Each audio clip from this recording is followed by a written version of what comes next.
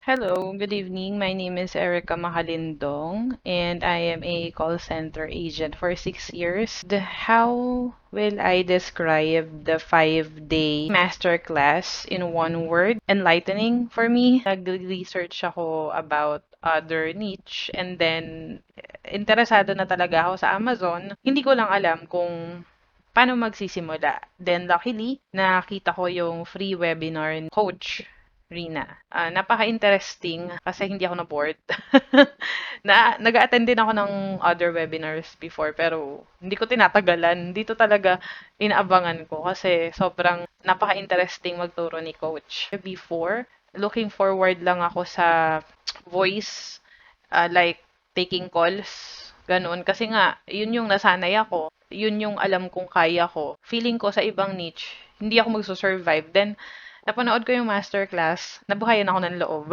Yung pinagkaiba ng home-based job and freelancing. Kasi kung hindi ko napanood yung masterclass ni Coach, hindi ako magkakaroon ng lakas ng loob sumubok sa mga ganitong bagay na i-explore pa yung ibang niche like Amazon.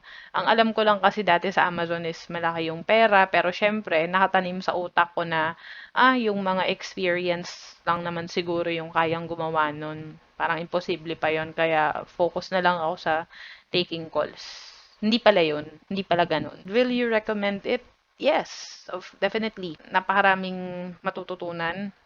Napaka sarap panoorin, pakinggan, kasi nga the best magturo si coach. Nakakatulong para sa aming mga undecided dati at takot na mag-explore ng ibang niche. Kasi nga, stuck up yung utak na kailangan ng matindihang experience, portfolio, para kumita ng ganong pera, which is hindi pala ganon. Thank you, thank you. Sobrang helpful nung webinar na yun talaga. Nakaka-inspire, nakakagising ng determination.